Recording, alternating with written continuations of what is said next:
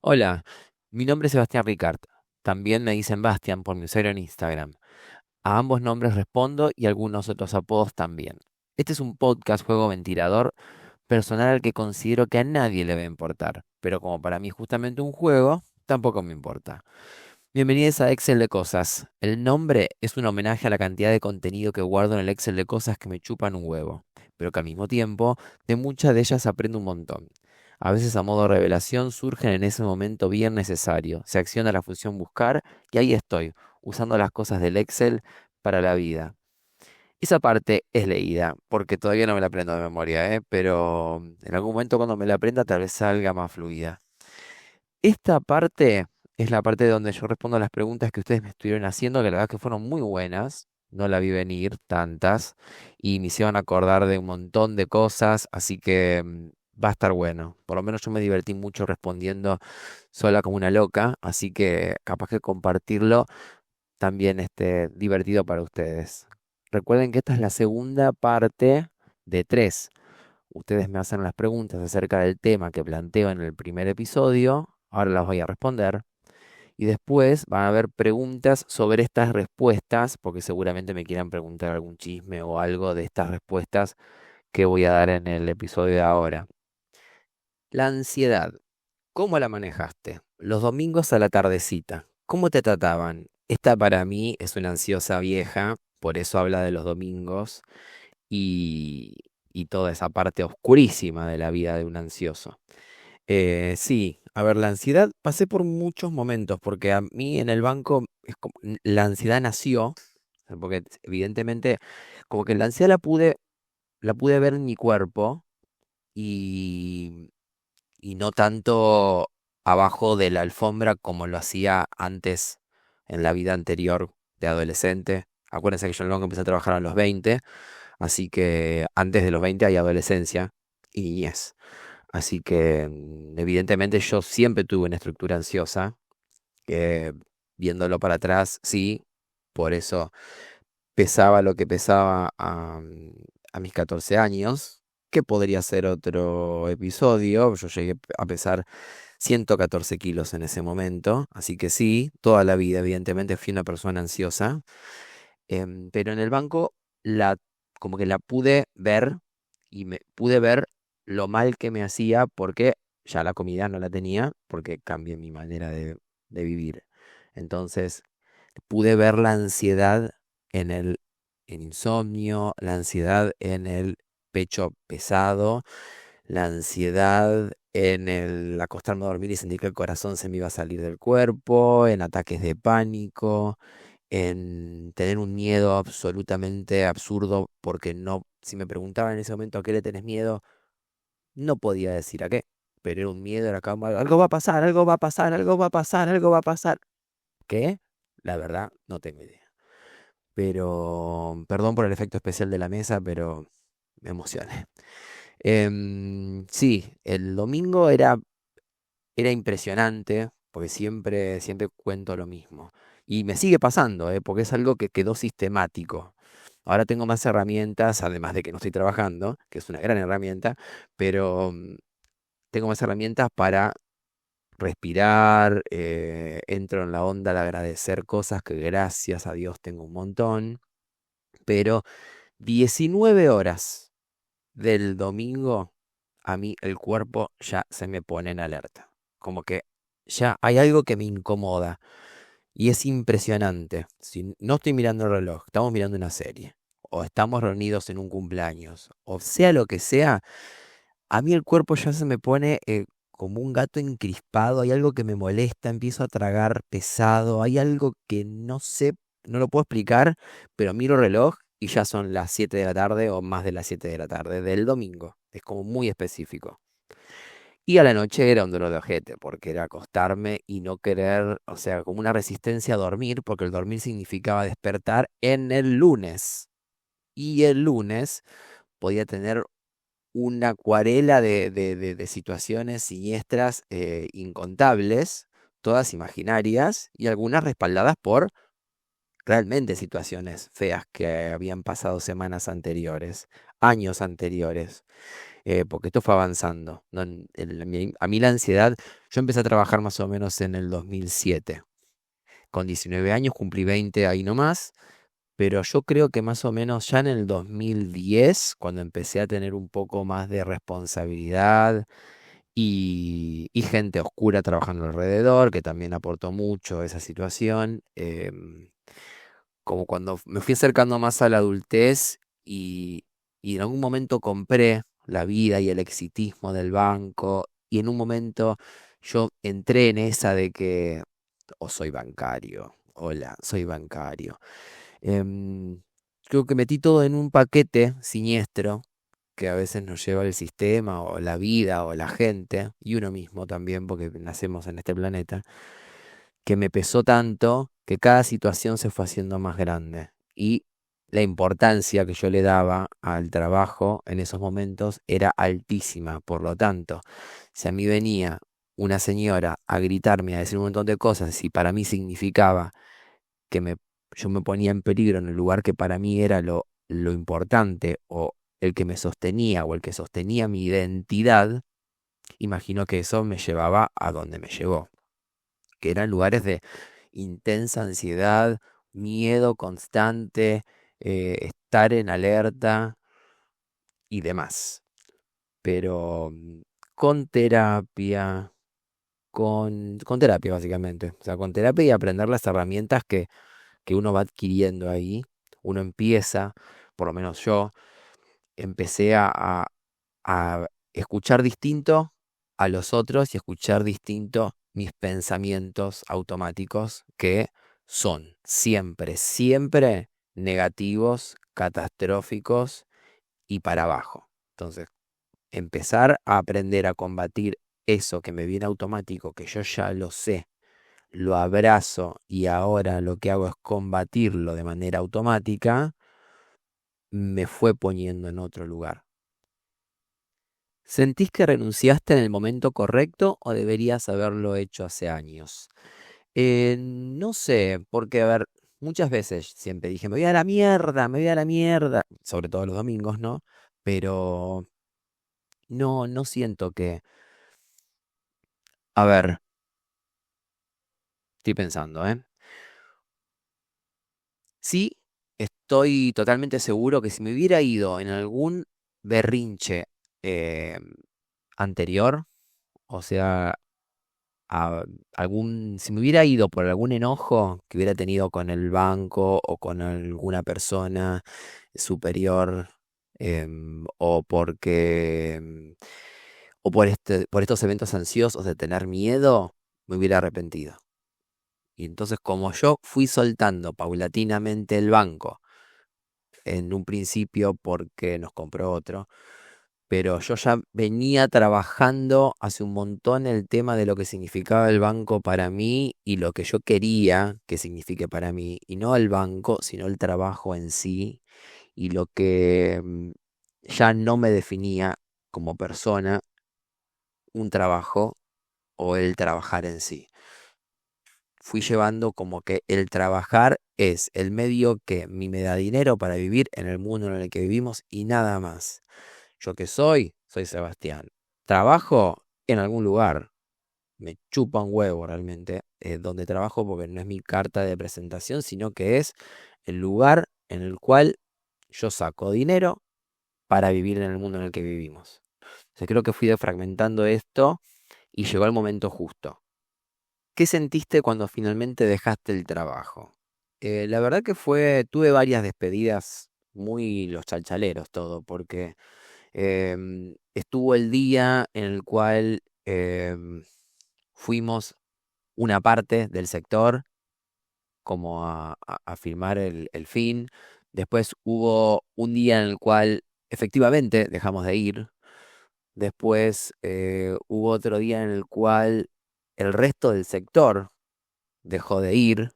Por lo tanto, significó como el fin el último sector en el cual yo estaba, pero todavía quedaba un montón de gente de sucursales, que es la mayoría de mi vida, Entonces, después pasó eso, como que gente de la sucursal de Pilar, que a mí me importaba mucho, que fue la sucursal donde trabajé 11 años, y después gente de la sucursal de Belgrano, sobre todo una de mis mejores amigas, que dejó de ir también. Entonces fue otro momento donde fue el fin. Entonces, como fueron varios finales. em, pero el momento en el cual yo sentí que se me arrancó, que se me hizo un nudo o como un vacío tipo precipicio, fue cuando fui a buscar la compu, porque la compu nos la regaló el banco y es la compu que yo dije anteriormente que nos dieron en pandemia, que la usé para trabajar. Entonces la llevé un día para que la- le saquen todo lo que tenga que ver con la corporación y cuando me dieron la compu y estaba vacía, que no había nada bancario ahí, ese fue el momento donde yo sentí que, listo, lo dejé, se terminó. ¿Cómo fue el cambio de Pilar a Ciudad de Buenos Aires? En todo sentido, decisión, expectativas, personal, ambiente laboral. La verdad que por esos años a mí los cambios, sobre todo los laborales, me pegaban muy mal, porque era todo un escenario desconocido, sumado a que a mí no me gusta no saber las cosas. Ya de entrada le falló la cámara, ya de entrada cuando no sé algo es como que me angustia, me llena de inseguridad, alimenta mi ansiedad porque empiezo a pensar escenarios catastróficos frente a cosas que no sé y justamente es porque tengo que aprenderlas, pero ya de entrada no lo tomo bien. Sumado a que yo pasé de tener un gerente de 30 y pico de años en Pilar a uno de 60, donde yo venía de ser asistente de contador en Pilar, pasé a ser contador de Belgrano y mi asistente de Belgrano también tenía 60, por lo cual me doblaba en edad. em, Sumado a un poco de tema homofobia, tema promilico, había un combo bastante fuerte como de rigidez en un mundo en el cual yo no estaba acostumbrado. Allá en Pilar, trabajar con gente que me crió desde los 19 hasta los 29, 30, em, era, yo venía como de una familia, salir, es que la misma estructura de cuando dejé de trabajar en mi casa y fui a trabajar en el banco. Ya salí de una familia, salí de una casa y me fui como al departamento a vivir solo, ponele. Esa situación. Y sí fue difícil. Después, en cuanto a personal, me fueron conociendo, hay gente que se fue, pero los que quedamos después formamos un grupo excelente, que es el que dije hace un rato, que en pandemia nos dividíamos en grupos de tres y andábamos bárbaro. Y ahí la verdad que sí, que andábamos re bien, todo el grupo. Y estando divididos y en pandemia, aún así estuvimos súper, la verdad, un grupo excelente armamos. Y el público difícil. En Pilar yo siempre atendía a la señora de la mueblería, al señor de la inmobiliaria, al señor del supermercado, gente con la que crecí y de pronto acá en Pilar, en Belgrano no me conocía a nadie y acabo de golpear el micrófono. Justo que hoy me habían dicho que no lo toque, pero fue sin querer. Sí, el público fue difícil, el público de Belgrano no quiero generalizar, pero en la mayoría de las personas que yo atendí en Belgrano fue difícil. El primer día que yo llegué, había una señora que entró gritando, diciendo, no puede ser que siempre esté lleno de gente, este banco siempre lo mismo. Todavía no había sacado ni siquiera el número y ni siquiera se había sentado y ni siquiera había manifestado cuál era la razón por la cual venía a la sucursal. Cuando llega a mi escritorio que sigue gritando, solamente estaba enojada porque veía mucha gente. O sea, imaginen de ahí para arriba todas las cosas que puedan llegar a pasar. Entonces, bueno, después de que la sosegué, esto fue el primer día que yo llego a Belgrano. Ya pasó. Pero sí, la gente en Belgrano es difícil. Después, expectativas. La única expectativa que yo tenía cuando vine para acá es tener más calidad de vida. Pues yo ya vivía acá en Palermo y seguía trabajando en Pilar y hacía 3 horas por día de colectivo. 1 hora y media de ida, 1 hora y media de vuelta, en el mejor de los casos, que no haya cortes o algún accidente o alguna situación. Era mucho, mucho tiempo en el que gastaba de vida viajando. Así que venir para acá, una vez avanzado y superado el tema de la gente grande que me quiera un poco, que vean que era bueno, eh, haberme familiarizado con el equipo, con los clientes y habiendo aprendido todas las cosas que yo tenía miedo de no saber, em, gané en calidad de vida y podía, o sea, fue la mejor decisión que tomé, porque yo pasé de 3 horas por día a 12 minutos de viaje. 12 minutos contra 3 horas. Así que la expectativa principal, que era esa, totalmente superada. ¿Cuál fue la experiencia más random con la atención al público? La verdad que tuve un montón. Una cortita y divertida. Pocos años después de entrar, yo estaba aprendiendo para la línea de cajas, así que estaba en la época que no estaba todavía la mampara. Uno estaba en la caja, para la gente joven, le cuento. Uno estaba en la caja, el vidrio, y toda la gente mirándote con odio porque quieren que los atiendas cuanto antes. Y había un chico muy lindo, parado, que miraba fijo, y yo decía, no entiendo, ¿me está mirando por algo lindo o me está mirando porque me quiere recagar a trompadas porque lo estoy mirando, porque yo también lo estaba mirando, yo sí lo estaba mirando por algo lindo? Y después, eso era viernes, lo encuentro en la Plop y bueno, ahí me entero de que era por algo lindo que me estaba mirando. Eso fue algo random y para recordar, pero lo más random de todo fue también, yo entré en el 2007. En el 2008, más o menos por marzo, me acuerdo perfecto, primero por lo traumático que fue y después porque ya estaba fusionado el banco anterior con el que yo trabajaba. El banco que yo trabajaba había comprado uno y ya estaba la fusión, entonces el sistema que yo estaba usando era el del banco anterior, era el único que lo podía usar, porque lo sabía usar. Eh, Situación, empresa constructora que empieza a tener el plan sueldo con nosotros, viene la secretaria de los dueños, muy habitual todo, como ya en Pilar 2 veces que vas a la sucursal ya es habitual porque vivís cerca, pues después lo encontrás en el supermercado, lo encontrás en el colectivo, te lo encontrás en todos lados, es un pueblo. Entonces, viene secretaria de la empresa a traerme las carpetas del plan sueldo que yo iba a tener que ir la semana posterior a hacérselas firmar. Y como yo era el nuevito, me iban a mandar a mí. Era marzo, pero hacía un calor de cagarse y yo tenía que ir a las obras de construcción hacer firmarlas. Bueno, la situación es que viene ella, ponerle que a la mañana, y a la tarde se iba a llevar las carpetas para hacérselas firmar a las personas. Entonces yo, lo que me dijo ella, prepárate, qué sé yo, por decir, 20 carpetas. Yo vengo tipo 2:30 y me las llevo. Sí, perfecto, pi, pi, pi. Bueno, viene. No, esto fue el día anterior.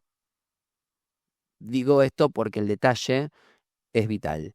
Como esto fue el día anterior, por lo tanto yo la saludé el día anterior, iba a venir al otro día a las 2:30 de la tarde, por lo tanto una persona que uno no ve al otro día, ya el saludo se renueva, por lo tanto uno saluda. Entonces viene, yo la saludo, como siempre la saludo, como saludo gente con un beso, y empezamos a hablar. Y en eso veo un señor mirándome con mucha cara de odio. Y lo saludo porque en el banco soy muy amable. Y no me devuelve el saludo. Bueno, yo sigo hablando con la persona que me compete, que era ella con las carpetas, pero sentía la energía de fuego de odio de esa persona, en el cual yo lo miro, porque digo, bueno, capaz que quiere ser atendido. Yo digo, como que le hago cara como diciendo si pasa algo, pero no le hablo. A lo cual él me dice, le tocaste la cintura. ¿Qué? Sí, le tocaste la cintura a mi novia cuando la saludaste. ¿Vos te pensás que yo soy pelotudo? A mí se me derrumbó el mundo porque, a ver, tenía 20 años, un flequillo enorme, una gacela en traje recorriendo la sucursal. Aún así no te das cuenta que soy gay. ¿Cómo le demuestro a este tipo, que evidentemente es un violento, por su postura y por lo que me acaba de decir, que lejos, pero muy lejos está la intención de quitarle a su novia o de tocarle la cintura de manera sexual a su novia, que la conocía y que estaba todo bien y que yo tenía una buena relación con ella y con la empresa? A todo esto, como el señor ya me gritó, digo señor, pero yo debía tener 20 y capaz que el tipo este tenía 30, pero para mí en ese momento era un señor. Vienen todas mis compañeras, a 5 mujeres alrededor mío, todas diciéndole, este chico es gay. Todas diciéndole, este chico es gay. En ese momento yo me acuerdo que se me cruzó por la cabeza, bueno, voy a ir a buscar en la billetera, escuchen esto porque es muy fuerte. En América en ese momento, cuando vos ibas más de 2, 3 veces, no me acuerdo cómo era el asunto, te va en un carnet para evitar hacer la fila. Ay chicos, qué vieja que estoy. Para evitar hacer la fila y que entres sin hacer la fila. Em, en un momento se me ocurrió ir a la billetera y traer el carnet de América como tipo un carnet de homosexualidad para mostrarle al tipo. Porque no había manera de hacerlo entender. Y esto escaló a un nivel que empezó a gritar, se peleó con el de seguridad y empezó a decir, a vos te voy a agarrar a la salida y te voy a recagar a trompadas porque le tocaste la cintura a mi novia. Y yo no podía entender lo que estaba pasando. Al rato, imagínense igual el terror yo de salir de la sucursal. Yo en ese momento vivía todavía allá en Derqui, en Pilar. Me dio mucho miedo, pero la cuestión es que avanzó la situación, vinieron los dueños a disculparse. Los dueños parece que sí lograron hacerle entender a este señor que yo no tenía ninguna intención con su novia por mi homosexualidad. Así que después vino el chico este, sí me esperó a la salida y me pidió perdón. No solo eso me pidió perdón, sino que él iba a ser el que me iba a llevar a las obras de construcción, a hacerle firmar las carpetas a cada uno. Entonces, imagínense la incomodidad de una persona que me quiso cagar a trompadas, que generó todo un tema de estrés, una situación súper violenta, porque yo lo cuento en forma de chiste, ahora ya pasó, pero tuve mucho miedo, porque con todo lo que para mí era obvio, no lo era, no tenía manera ni herramientas de hacerle explicar, y él estaba muy sacado y tenía muchas ganas de pegarme. Después terminamos súper amigos, o sea, no amigos, ¿no? Pero sí hablábamos de cosas en la camioneta. Estábamos los dos solos en la camioneta. Era un tipo, una camioneta, una chata. Él, yo y los obreros de la construcción cuando llegábamos a las obras. Pero de obra a obra estábamos él y yo, hablando de situaciones random después de lo que había pasado. Así que sí, la situación más random fue esta, sin dudas. ¿Cuál es tu trabajo ideal? En mi ideal, yo no trabajo. No sé, no sé. Hoy puedo decir que mi trabajo ideal es algo remoto y sin mucha responsabilidad. La verdad que no quiero, yo no creo en la fama laboral, no, no creo ni la quiero. O sea, ya eh, vi que ser gerente o tener grandes responsabilidades eh, no, ya no lo elijo. Es algo que no elijo. Así que un trabajo con una responsabilidad media, remoto, eh, estoy. Yo con esa estoy. Y me preguntaron si volvería a trabajar en un banco. Sí, a ver, no digo, sí, a ver, salvo que, eh, a ver, uno cuando habla de la vida, y la voy a citar a Lali, esa mujer, eh, uno ya tiene una edad para decir, no digo nunca, porque te das cuenta que cuando eras pibe y decías, nunca voy a hacer tal cosa, la vida te va llevando y tal vez la terminas haciendo. Así que, eh, No digo que no trabajaría de vuelta en un banco. Sí digo que no me gustaría trabajar de vuelta en sucursal. Eso sí. Si la vida me lleva a tener que trabajar en una sucursal, y voy a trabajar en una sucursal, pero así como voy a trabajar en cualquier otro lado. Pero sí, trabajaría en un banco, sí, sobre todo, bueno, los beneficios son buenos, el gremio es muy bueno. Nosotros cuando nos casamos, el gremio nos regaló la luna de miel en Bariloche, o sea, tenemos muchos beneficios, los bancarios, teníamos. Yo todavía, evidentemente, no lo puedo soltar, pero sí, sí trabajaría en un banco de vuelta. Pero ya te digo, si tengo que elegir, no trabajar en sucursal, porque es un campo de batalla. Bueno, la verdad que estuvo re lindo hoy. Yo por lo menos la pasé bárbaro. Yo cuando voy grabando las partecitas, yo voy grabando así como por pregunta, corto, lo escucho. Y la verdad que me escuché mejor y me divertí grabándolo y escuchándome. Cosa que es raro, me estoy amigando con mi voz, que es un tema que yo no podía ni escuchar mis audios cuando mandaba, cuando Roddy, por ejemplo, escuchaba los audios que le mandaba, le digo, no, apagá. No, no, no me gustaba. No, no. Y ahora me soporto. Me soporto. Quiero agradecer porque la verdad que me mandaron estas preguntas que fueron muy buenas y también mucha gente que me habló del tema de sus trabajos, que se abrió y me vino a contar sus realidades.